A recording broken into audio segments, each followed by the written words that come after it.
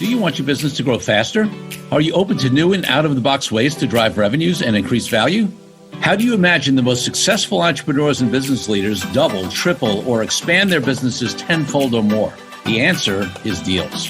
This is a weekly podcast featuring conversations with business owners, executives, and leaders as we reveal behind-the-scenes details that give you, our listeners, the confidence to pursue your own deal-driven growth. On the show, we discuss a huge variety of deals, everything from large, complex mergers and acquisitions to smaller deals that you can do even without significant capital. My name is Corey Kupfer, and I've been supporting deal-driven growth for businesses for 35 years as a successful entrepreneur, professional negotiator, and attorney. My goal is to help you strategize, plan for, find, and complete deals that will help your company grow faster. Welcome to the Deal Quest podcast. Let's get started. Pete Moore is the founder, managing partner, and chief dream architect at Integrity Square, ISQ, the leading boutique financial advisory firm and early stage investor in the Halo sector. We're going to ask him to define that because it's not the video game Halo. Since founding ISQ in 2010, the firm has played an active advisory role in 100 plus mergers and acquisitions, private placements, and advisory assignments across North America, Europe, and Asia. He and his team has also invested in passionate entrepreneurs at Switch Playground, Higher Dose, Extend, Greco Fitness, Promotion Vault, and the Athlete Book. He is also the author of the recently released book, Time to Win Again. And we're going to talk about that book as well. I don't think you have any question, listeners and viewers, on why I'm having Pete Moore on the program with that background. Pete, welcome to the Deal Quest podcast. Always good to talk deals at the end of the year as we finish up another quarter. So good to meet you, Corey, and good to know that we're actually neighbors out here on the West Coast. On the left coast there, that's right, Southern California. And listen, certainly this has been, boy, we're going to get, what a busy deal quarter and year it's been, certainly. Before we go there, though, I want to take you back, Pete. When you were growing up as a little kid, maybe 8, 10, 12 years old, what did you want to be? Because my guess is an investment banker and, investor, advisor might not have been it, but at that age, so you tell me. Yeah, I guess, at one point, I guess if I had my druthers, I would be a tight end in the NFL, retired at this point. My Jewish mother, thankfully decided I was not allowed to play football at that age. So I became a pretty strong soccer goalie. My dad was the CEO of a beverage equipment company. So they made coffee machines and urns and fryers, a company called Cecilware out of Long Island City is where I actually did all the manufacturing. And so I used to go to the office with my dad. So I guess I thought I was going to be in general management or, CEO of a small business. And as I got to Emory and then got to Harvard Business School, I realized that, there's an investment banking operation where, you can advise people 25, 35 years older than you and make a pretty sizable deal fee and give them really good advice and help them, create generational wealth. And I focused on the health and fitness industry, and we can expand on that as we go forward here. Great. It's interesting. You and I have we live pretty close to each other on the West Coast. My dad used to work for a company that had its back office and warehousing in Long Island City, Hammacher Schlemmer, the high-end store, gadgets, Sure. Way before like Brookstones and whatever had the store in the city, and I. It just came to mind. I haven't told this story. Growing up when I was a high school kid and college kid, my dad got me a job in the warehouse in Hammacher Schlemmer. It was no air conditioning, 110 degrees, loading trucks. And I remember coming home one day and saying to him, boy, they're like grown men who support their family, like trying to support their family on what was minimum wage or slightly above, loading trucks all day. And he looked at me and said, yeah, now you know what you don't want to do for a living. Exactly. My dad used to walk through the manufacturing plant, and what I was amazed by is that he knew everybody's name, and he was the CEO of the company. Had 300 guys. They don't do this in Long Island City anymore, but there was a metal stamping department, and there's a welding department. So I really understood from the ground up. This is how you actually assemble a piece of machinery, and had a appreciation for small business and for my dad coming home and looking through, reams of inventory that had those little perforated dots that your parents probably had while I was doing algebra. He was doing inventory parts management as a CEO, no delegation there. Love it. Love it. All right. And one final question looking back before we talk a little bit more on the present. What was your first deal of any type? It could have been something small when you were a kid. It could have been early in your career, whatever comes to mind. It's so funny you say that because a friend of mine I was playing tennis with yesterday said that he was going down to Sanibel Island for Christmas. And that reminded me of when I was 8 years old. I used to go with my grandfather across the coast from Fort Lauderdale, Hallandale area to Sanibel Island. And you used to be able to get the most pristine shells as you'd walk there on the low tide. And I used to take all of them home. And I would put like little necklaces on them, and I would put those little googly eyes, and I'd sell them for $1 a piece back in my elementary school at Bowling Green. So my first deal was free shells from Sanibel. I might be getting in trouble here with some kind of environmental group. Look, they've all been sold. They're probably in a good place, but I probably sold a couple hundred shells at zero cost of goods sold, and marked them up to friends of mine during lunch. So that was my first deal. I love it. Well, it's way past the statute of limitations period. I tell a story of you're my lawyer having a business with a flyer delivery business in Brooklyn. I used to work for somebody and deliver flyers door to door, and I got my own accounts and I hired my friends. And I will now say they were independent contractors because I certainly wasn't withholding taxes back then. So, sure. So we all do what we learn our way. Great. So listen, we talked in your bio about all of the deal experience you have on the M&A side and the financing side and that kind of stuff. But let's talk a little bit, give us a little more specifics about, I know you mentioned certain sectors, but, size of deals, types of companies, sectors, geography. Let's talk a little bit about really, who you work with now. Yeah, sure. When we started out as M&A bankers, it used to be a specialist group that did the M&A. And I think, as the world has gotten much more sophisticated and you really need to know, who the strategic buyers are in a specific vertical in order to stay relevant as a banker and not to, miss some obvious suitors that are outlier potential buyers on deals. And also, in this COVID world, you got to find the contrarian in the room potentially. And that takes a lot of digging. Sure. So I started focusing originally on industrials, water filtration, and then health and fitness. We called it the Active Lifestyle and Wellness Group back at the time when I was at a firm called Sagent. And then 11 years ago when I started Integrity Square, we said we were health and wellness bankers. And Corey, for some reason, the word wellness always bothered me. And I didn't know why. No one ever came to me, and pitched me or told me about this awesome wellness idea. It kind of drops like a dead mic. At the Comedy Cellar down in the East Village or something, right? And then I Googled the word wellness, and it turns out that there was a guy at the Mayo Clinic. His name was Dr. Halbert Dunn in the 1920s, and he was a biostatistician, and he was looking at people getting sick, and he was trying to come up with the antonym of illness. So he came up with the wellness movement, which basically means in the way I calibrate it, if you're not sick, you're okay. Yeah. Being okay is not what I'm trying to advise people to be on this planet. Like, I want you to be amazing. Yeah. And there's all this technology and there's all these things you can do and the science behind health and fitness and workout recovery and anti-aging that I said, look, I'm going all in on this. And we came up with this trademarked acronym, which anybody can use, which is called HALO. It stands for Health, Active Lifestyle, Outdoors. And we're trying to create the HALO sector, the HALO movement. We do HALO Talks, which is our podcast, and the HALO Academy is just kind of like our 2-week Harvard Business School boot camp. Originally, when I started in banking, and you'll remember this because of where you're from, it was Bally's Fitness, Bally. That company was basically a consumer finance company. Right. The health clubs were maybe a little bit better than your high school gym from 1987. Right. And, they basically financed all their receivables away that they didn't have any money to actually invest in the clubs. So when I was a banker and I would start to try and get health club operators, which was kind of where I started in the bricks and mortar side, I would have to go and explain to an investor, let me tell you why this company isn't Bally's. And that was, I'm already going in a defensive manner. And then, private equity, professional would inevitably say, well, health clubs, isn't that where private equity goes to lose all their money?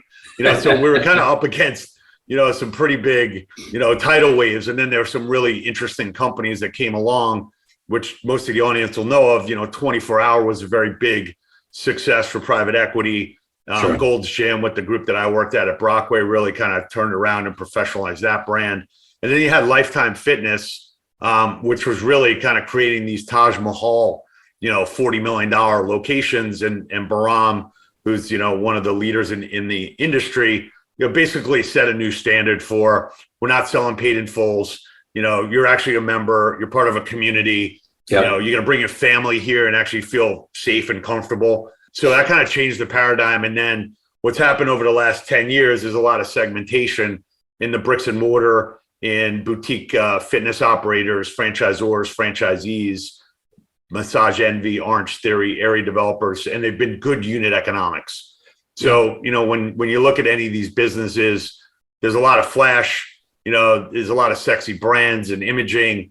At the end of the day, people want to look good in the mirror. They want to be able to, potentially take their shirt off if they go to a pool or a beach.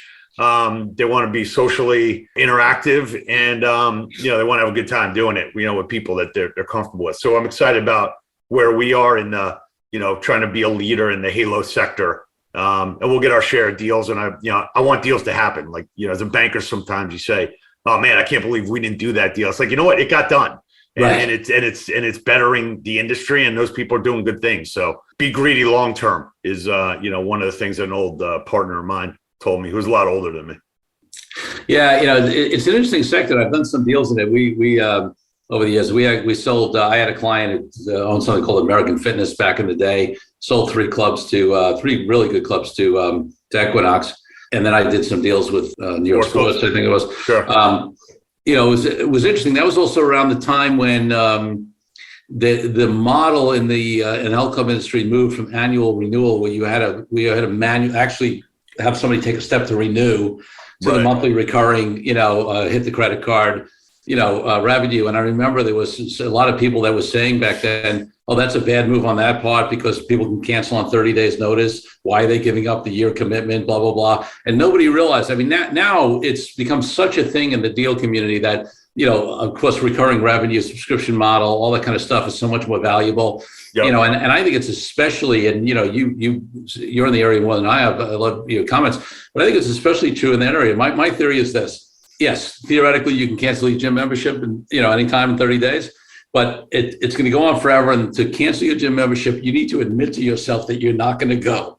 And most people I always admit that themselves. So that's why they have such. I'm saying if you are going to give up, you basically have done three. This phrase has hit your head.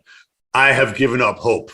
Right. And you people usually don't want to take the step to actually say, I'm giving up hope. They might go to sweatpants, they might take 90 days off, but like, that's like the linchpin of like the George Costanza moment of like, all right, I'm exiting, human, healthy behavior. Right. So it's a great model. They have recurring revenue from the majority of the people who actually don't regularly show up. Right. So that even, if they actually had to build facilities for everybody that was a member and they all showed up all the time, it would be a whole different economic model, right? Planet Fitness has really done a great job, whether you want to call it, some people will kind of poo-poo the model and say, oh, that's like the laundromat, of my neighborhood. And it's like, yeah, when was the last time you saw a going out of business sign on a laundromat? Never. Right. So those things are going to be around. There's no, when minimum wage goes up, it's like, okay, it goes up for three people that work in the club. And, it's a well-maintained, well-lit, a lot of parking. And the interesting thing about brands in the Halo sector in general is when you get to a certain size, and a buddy of mine and I invested at one point in a Dunkin' Donuts franchisee, and you realize when you own a Dunkin' Donuts, like how many Dunkin' ads there are a day that actually hit you, and then you look at Planet Fitness and you're like, wow, no one's ever advertised on an NFL Sunday game before. No one's had a banner on a Kentucky, Louisville, basketball game on CBS at 1:00 in the afternoon. So the sales and marketing actually becomes like the competitive advantage and almost like a moat around that business. Yeah. Just like with Dunkin', like you're going to start up a coffee chain. All right, good luck trying to, compete against, 5% of, 20,000 stores revenue. Yeah, totally. So what are some of the I want to get to the book in a moment because I'm really excited about listeners hearing about that. But before we go there, let's talk about some of the lessons. I mean, you've done so many deals, right? And it's, and whether it's specifically in the sector or in general, I mean, when you've done hundreds of deals, there are certain patterns that you see, right? On what makes a good deal, what makes a bad deal, what mistakes people make. And I'd love to, give some highlights of all that experience that you have for our listeners. Yeah. I mean, the list is probably, you and I could probably write a book on it, but right. let me give you some of the highlights and some of the things that I'm, way more focused on the front end. As you go through deals and you and I have been on both sides, whether it's I'm asking the legal and the diligence and the business questions, or I'm receiving it.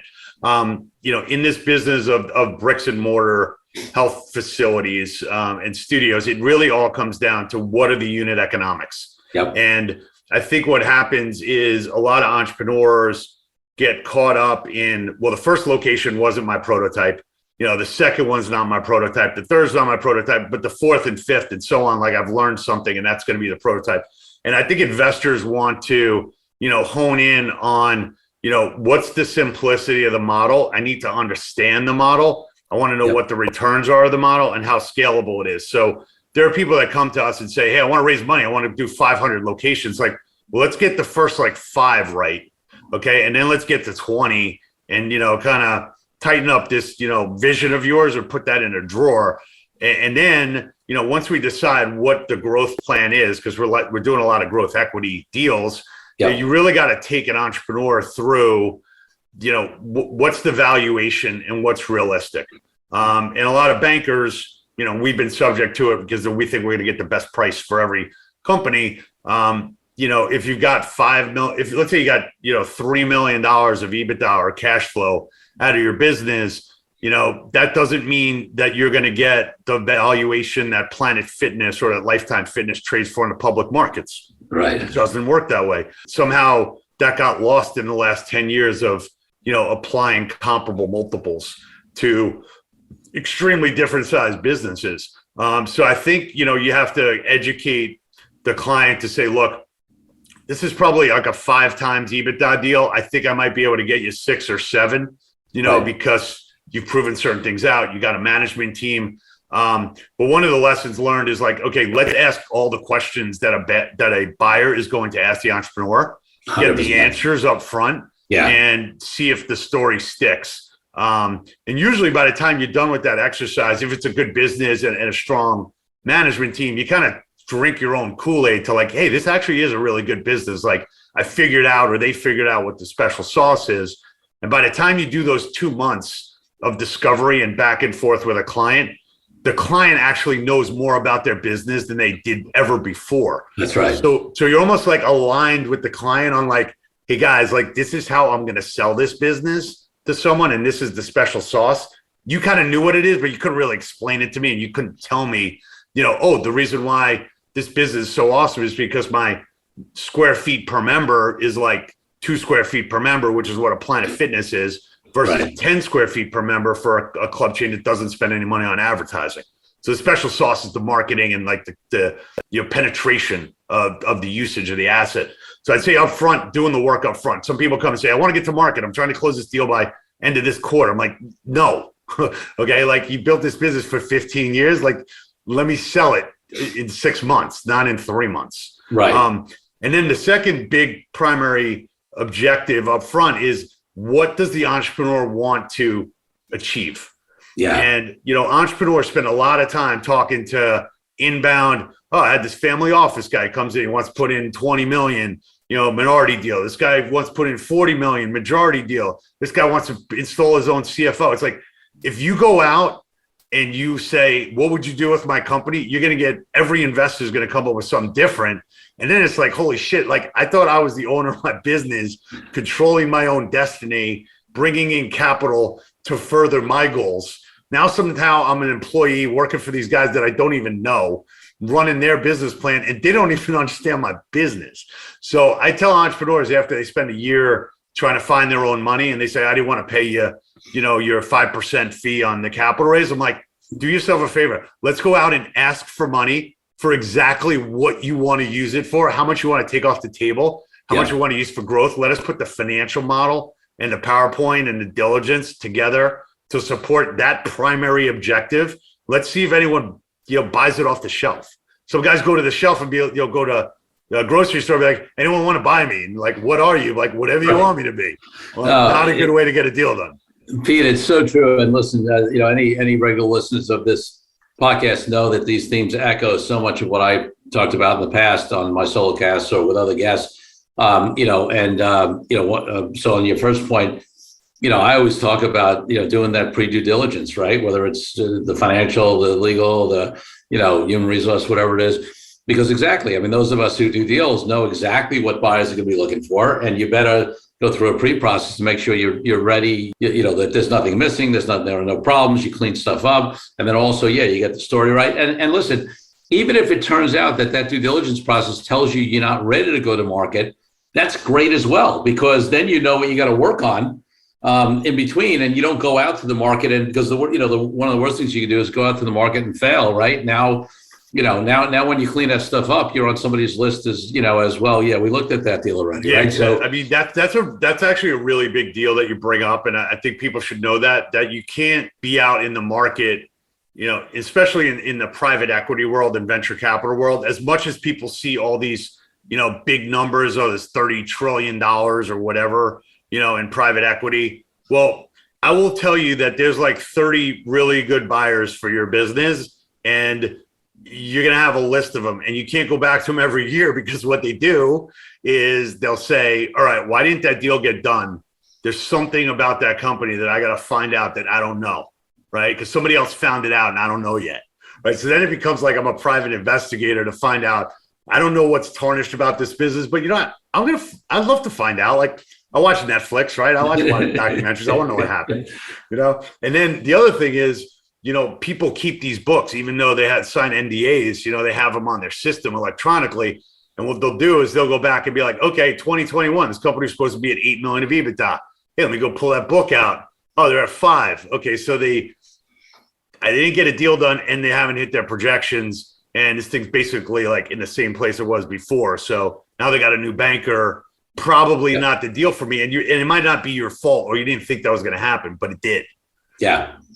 So that pre-due diligence, that prep process is crucial no matter where it leads you. And then the other point you made, about being clear on your objectives, you go to Simon Sinek, knowing your why, which is true for everything. I talk about, in my authentic negotiating book, my first fundamental tenet of my framework is clarity, right? If you don't have clarity on exactly what you want, what you don't want, what you're doing it for, what's acceptable, what's not acceptable, then one, you're going to be you're going to be all over the place, and two, you said you can end up like working for a bunch of people, right? You're not going to get the kind of result you want. So, totally aligned. You and I think alike, and I think, frankly, I don't know many successful deal makers who've done a lot over time. We don't come to those same conclusions. As much as there are people that are going to be subject to this, and I've been subject to it too, because I like to throw like every acronym around. Well, I got HALO, which is good, but okay, this company is like a software as a service, but this one's like a hardware enabled software as a service, like a HESAS. This company's got like artificial intelligence. I don't even know what's artificial about it or intelligent about it. I just know it's software, right? So like you get people that get so caught up in like their business model. It's like, bro, tell me what frustration you're solving that someone's willing to pay you for it, so I understand what your business is before I go out and try and use all these, hyperlinked words on Wikipedia that nobody gives a shit about. So simplify your business plan. Like the mission statement for the New York Yankees is, we will win the World Series at all costs. Anything else is a failure. Okay, guys, I get what you're doing. You're trying to win. Clear. Right. It's clear. Like there's no like, hey, we're trying to provide, stimulation for like the city of New York in order to like create sports experiences that create, positive hormonal whatever, dude. It's like, no, dude, we're here to win. You want to be a fan? You're in. Yeah. Right. And listen, and the great thing about having a clear value proposition, whether it's for sales or whether it's for your company to be, to do a deal or get funded, whatever, is that it actually makes it easier for people to opt in or opt out. And I always say, easy to opt out is a good thing too, because you don't waste time. Let's take a break from the show for a minute so I can invite you to a new way to determine your deal readiness. I created a fast and easy assessment that will determine exactly how deal ready you are. Once you complete the assessment, I use your responses to identify the obstacles that are holding you back from being a deal-driven growth genius. It's as easy as heading to corykupfer.com/assessment. That's corykupfer.com/assessment and filling out a few multiple choice questions. I'll be checking in after the episode to see what your results are. Now back to the show. All right. So in our sort of pre-discussion, when we started talking about the book, you actually mentioned it's sort of coming out in some ways, with the experience in the pandemic. So why don't we actually roll with that? Let's talk about a little bit, the impact of the pandemic on deals generally, and then we can roll into how you came to the book. It's been interesting to me. One of the things I've said a lot on this podcast, I like this concept that they've talked about because I think it's right on the mark about how this pandemic has caused this K economy, right? Where you've got some industries on the downstroke of the K and some on the upstroke of the K. And, I have a lot of clients, for example, in financial services and tech and things like that. And you know what? Most of them did not only just got through the pandemic okay, but they actually did really well, right? Yeah. Obviously, a lot in the Halo sector, at least brick and mortar was shut down. I mean, the Orange Theory, a block from me was closed, and then they had some machines outside and they had much less capacity and whatever. But then you look at Peloton, or some of these other ones, that benefited. So, talk about a little bit the impact, of the pandemic, and then we'll get into what inspired you to write this book and what it's about. Yeah, sure. To start off, most of what I've been doing for the last 20 years is helping people systematically scale multi-unit health club operations. So going back to what I talked about before, an Orange Theory nailed the unit economics. I got to get 500 to 800 members, doing 120,000 a month in revenue. I sell it for $159 for 8 classes a month. So there is no unlimited, that's how many times you go. And then they had the technology hitting at the right time that people actually could utilize the technology and the wearables. And, so they tinkered with that, and they're, great guys that I knew from a deal I did prior at Massage Envy. And when I went down to Orange Theory, when they started the business, I'm like, these guys are they're tinkering with this thing. Like, what's taking so long? And, a testament to them, they figured out the special sauce and then they scaled it. So we did 5 Orange Theory deals pre-COVID where we were the banker to area developers that bought states and then basically built out half the state and then sold the rest to a private equity firm and took some money off the table and became a CEO. But look, I mean, if you had a lease and your business was a land-based business and you weren't deemed essential, you were basically, I like to say like Luke Skywalker in the garbage compactor, in Star Wars 1. I got my landlord coming at me for payments. I got my quote unquote flexible capital partner who after 90 days isn't that flexible because right. Became something inflexible. They're not really your partner of choice, but they're your partner now. And then you had your members going on cancel, and then you had governmental restrictions that you couldn't control. So you basically were it was like 4 corners, kind of all coming together. So we kind of became almost like, I like to joke around, but it's probably true. I became like a self-certified entrepreneurial therapist at the time. And I'm like, look, get the PPP loans, hibernate that money like a squirrel, talk to your members, and go digital. And some of the groups, which was really interesting, Corey, I would start getting anecdotal stories from a CrossFit in Birmingham, Alabama. And, they would say, no, all of our members are paying us because they want us to stay open. And they're meeting us at the park when they can, but they basically want to make sure we survive. And that's this is one of the only businesses where you have your members. It's you kind of have a co-op, when you own a health club or a boutique studio, because you got 300 to 500 people and you own it and you set the rules, but they kind of do. So if you start thinking about the psychology of that and the relationships that people have, if you were able to maintain that relationship digitally, which a number of groups did, or they went to where the consumer or the member was, they kind of redefine that my business is not the 4 walls. It's basically a 5-mile radius in this community, and I'm the authority on health and fitness. So I think that was an aha moment for a lot of health club operators that made it through. We work with a company and we invested in a business that's called Higher Dose, which is a infrared sauna, Yep. where you'd go and you'd rent out the sauna for like 30 to 60 minutes. And they had a direct to consumer infrared body wrap that they sold kind of if you couldn't come. That business went, is over $20 million revenue business, all direct to consumer now, because the two female entrepreneurs there that are rock stars and biohackers said, I am not going to let COVID destroy my business. I'm actually going to get these products from Asia to these people, and I'm going to give them the workout recovery and like the mental wellness tools, at their home. So that's a great success story. But I think, this term hybridization has really, kind of kicked in, and, a lot of clubs in the past, and then I'll stop.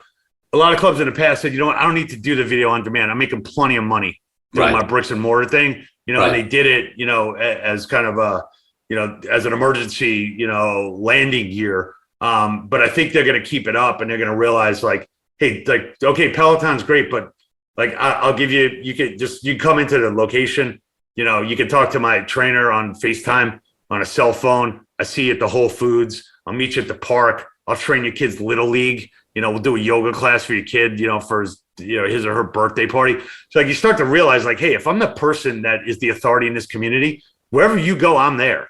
And the COVID's kind of awakened people that some app on the app store is not replacing me, because you can't. And it is fascinating because, listen, and I've quoted this a few times, and I always I'm annoyed that I can't remember who it was, but many years ago, probably 15, 20 years ago, I was at some seminar. There was a panel of billionaires, right? And they asked one guy, and they all had like their ups and downs, right? And one guy had filed bankruptcy and then, became a billionaire again. And they said, what was your, biggest mistake? And he said, well, I mistook a bull market for brilliance. Yeah, exactly. Which I thought was a great line, right? Yeah. And, what it brings up for me is this conversation of, it's easy to get complacent for all businesses when the economy is good, right? Your model's working, it's going well, right? You're busy, you're investing in that, but there are vulnerabilities, right? And I think that's what the pandemic showed, whether it's, you look at the healthcare industry, which is finally, the pandemic helped many more things move online, electronic telehealth, that kind great. of stuff. Yeah, I'm a member of the National Speakers Association. I was president of the New York chapter during the pandemic. So professional speakers. I don't have this kind of model. I speak, and mainly it drives things to my other businesses. But many of them, the only way they make money is speaking. Well, they found out, boy, that's a vulnerable model. In person, having to be on a stage. And now a lot of them have gone virtual. They've looked at coaching, back end products, whatever it is. So I think it's been super instructive for businesses to diversify their revenue lines and, how vulnerable their model was. And they didn't see the vulnerabilities when things were going well. Yeah. Look, I think it's definitely layered in a healthy dose of efficiency. I don't know about you, but like I got somehow really comfortable getting on like the 5 a.m. JetBlue out of JFK or like 4:30 out of Newark to like go to a meeting, like all points in the country. And like that, I'm not doing that anymore. Right. I'll do a Zoom with you, and I'm going to fly in at a reasonable time, and we're going to meet then. So I think it's kind of like awakened people to like, hey, like I could push this, but maybe I was a little bit out of control in how I treated my mind and my body. Look, I think Zoom is pretty good, and it's only going to get better when you think about some of the technology that Microsoft's coming out with, whether the Oculus and Facebook, or we could be in a virtual meeting, or you and I could be front row at the, Golden State Warrior games, wearing an Oculus headset one day, and slapping, Curry, through our TV or something, who knows? But the point is, I think technology's helped. And I think it was actually at a great time because the technology was proliferated to the point where there was all SaaS options for all these operators to go on. So it wasn't like I need to hire a CTO. Well, I got a server rack, like forget about it. Then, Peloton and those groups would have been like, haha, gotcha. Like you can't even compete with me because I got the hardware and you don't. So we got lucky. That was at the right time. Good stuff. Okay. So the other thing that came out of the pandemic for you was this book, Time to Win Again. And even the title I know was some of the pandemic inspired. Let's tell folks what is the book about and how'd you come to write it, and give us the story around. Yeah, sure. And we'll get you a copy. So this book is basically good to great on the business side meets Where's Waldo. And what we've done over the past 4 years is we've done about 300 podcasts on Halo Talks, interviewing a lot of CEOs and entrepreneurs and private equity groups that are in our health, active lifestyle, outdoor segment. And we found a caricaturist. His name's Mark up in Vancouver. So now we're international. Cruelty-free cartoons, and he does a bobblehead of every one of the guests that we had on Halo Talks cool. for the social media side of it. So during COVID, we were getting close to like 300 podcasts. I had all these bobbleheads. At the same time, I'm working on 4 restructuring deals, which, might be the most depressing thing times 4. Yeah. Throw in a pandemic on top of that. And I didn't have my Soul Cycle bike yet. So I'm starting to watch The Last Dance with Jordan.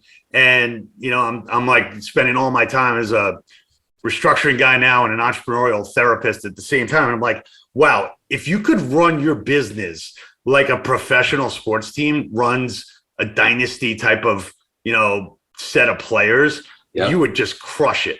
And I started writing down notes with my partner, Dave Gannon. I said, okay, let me go through, some of the highlights, some of the best games, and it's about, okay, people take timeouts. Okay. Who takes a timeout in business to say, hey, we got to fix like that sales call script. Like that shit doesn't work anymore. Like we got to fix that. When are we going to fix it? Next quarter? No, let's fix it now. Right. Let's take a timeout. NFL, you got 6 timeouts. They usually take all 6 of them and they need them. So why wouldn't you do the same thing in business and fix parts of your business that you can optimize real time?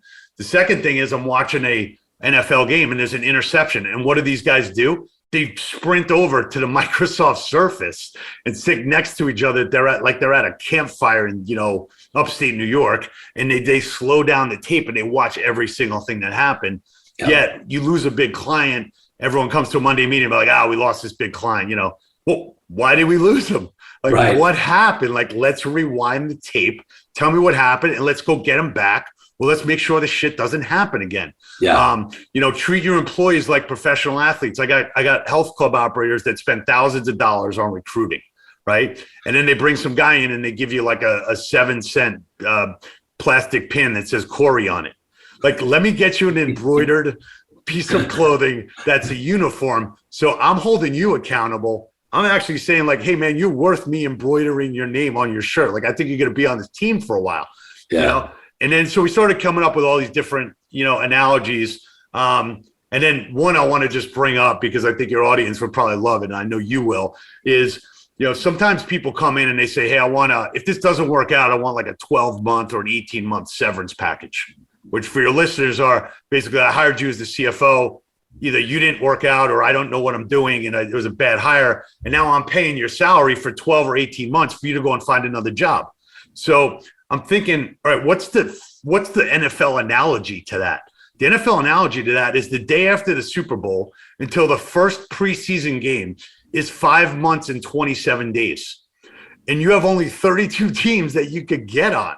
So that's the maximum amount of severance that anyone should get, given that there's like 10,000 companies that have more than 5 million of revenue. Right, you can't find a job with 8,000 companies, yet this athlete who's an elite athlete only has 5 months and 27 days to find another job. That's the maximum you get, and full stop. Like, if you don't want to take the job, then you're probably going to enter into the severance period because you're not that good. I love it. So, and then the last chapter is take the points. So if somebody wants to buy your business for 50 and you want to sell it for 55, between Corey and I, please call us or email us or talk to Corey. He'll tell you, take the deal. Just like you take the field goal, put some points up on the board. It's going to change your life. So we came up with 52 analogies, a little like couple of bullet points, because that's how I operate. And then like a full page schematic of like, where's Waldo, with all the sports illustrations, as well as people that we've done podcasts with. And then like my niece and nephew are in there and a couple of buddies from summer camp. So you like it. And it's so it can't. So we're recording this late December. This episode's probably going to air late January, I'm guessing. We're probably 4 or 5 weeks out right now, somewhere in January. So the book has come out a couple months ago from when we were recording. Yeah, you'll be able to get the book off of. It'll be up on Amazon through a distribution company that we're using there, and then on timetowinagain.com, which I was surprised that I could get that URL. but timetowinagain.com. Yeah. Yeah. So yeah, we've been selling books. People have been buying it for their teams. We just had an order the other day where 30 books got sold to a group that's in the sports industry, and they're going to basically use it as a way to, say, all right, every week we're going to try and implement one of these ideas. And then we got some leadership groups that are using it, and it'll inspire you. And a lot of people in our industry, probably 80% of them played intramural sports or some type of sport. Sure. And, those were the best days. Like, I'd go to school only because I needed to make sure if I wasn't there by 10 o'clock, I couldn't play. Right. So it was definitely a big part of my life, and I'm sure it was yours. And team sports is the lifeblood of this country. So why not implement all that into your business? Love it. And so you self-published on the book? I mean, I transferred $500 from my personal account to my business account, and my personal account as a book advance. I'm just kidding. Yeah, we self-published it the first time.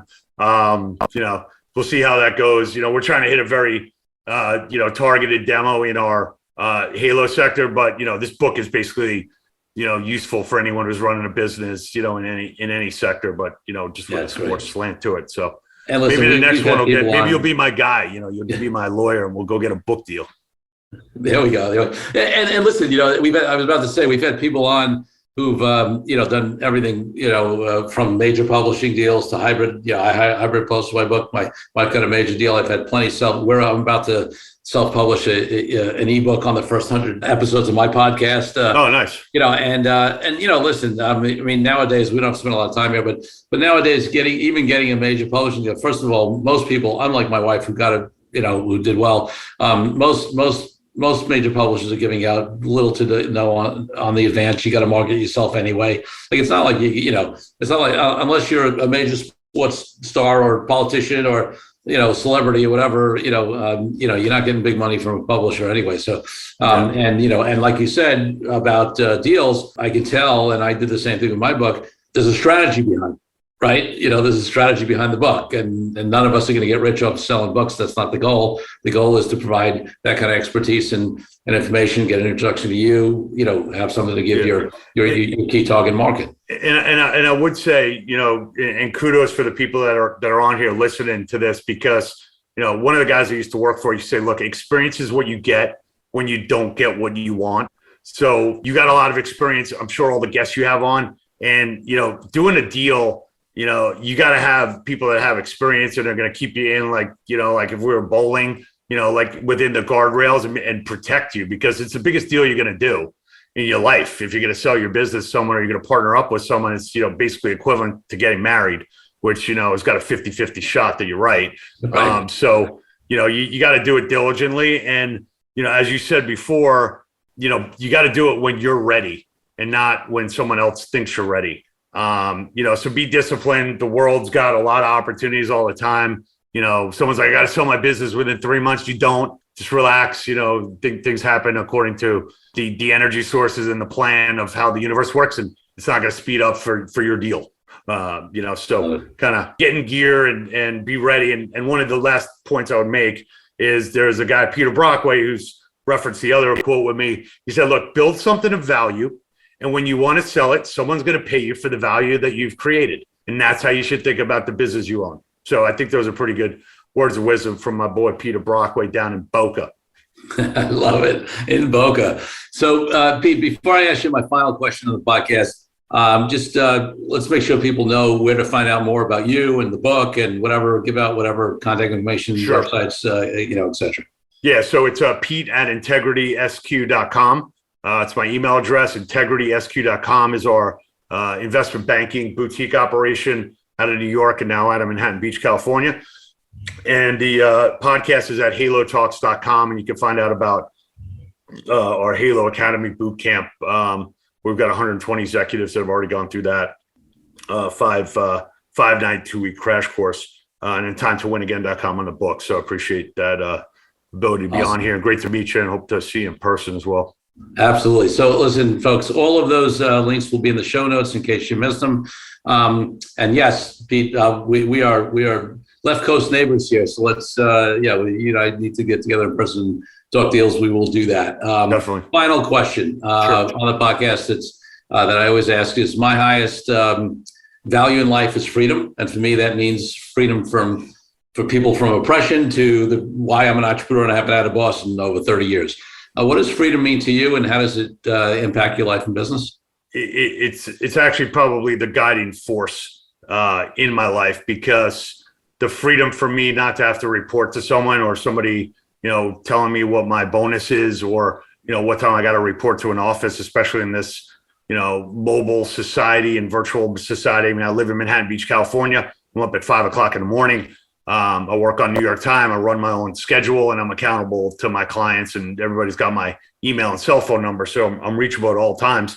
So I think freedom, is one of the guideposts of America. I think, property rights is also one of the guiding points. So you got to have both of those. And, the ways to generate the best ideas is to have thousands of ideas out there. And that's the freedom of thinking big and the freedom of trying to solve everyone's frustrations and your own. And, that's how you create awesome businesses. And that's cultural. That's not easily, repeatable. I think a lot of countries have policies and they think they can take a 3-ring binder, and transport capitalism and entrepreneurship. But a lot of freedom is a feeling. It's not, a policy, or it's not a paragraph. So I think people should really, be very, lucky that we live in the times that we're in, and have the ability to think openly and, pursue opportunities. Love it. Pete, thank you so much for being a phenomenal guest on the DealQuest podcast. I feel like we could talk for days more, but obviously we will leave it here for now. Really appreciate you having you on as a guest. All right, man. I'll give you a virtual fist bump, and I'll look forward to seeing you. And I'll come to you. Awesome. Delray. All right, bud. That was great. Good to see you. Have a good holiday. Thank you for joining me on this episode of DealQuest, where we help you understand how deal-driven growth can be your ticket to freedom. I want to invite you to a unique way to tap into the wisdom and experience of the DealQuest community. Join the DealQuest Deal Den Zoom calls, a free monthly 90-minute mastermind. In the mastermind, we address all the challenges you may be facing and help support you with the opportunities that may arise in terms of deal-driven growth. You will get input not only from me, but all the members on the call will collaborate and serve each other in a mastermind format. To sign up for the free mastermind, go to www.corykupfer.com/dealden. That's corykupfer.com/dealden. I'll see you there. I'm Corey Kupfer. Until next week, wishing you the freedom and financial prosperity that I know your DealQuest will bring.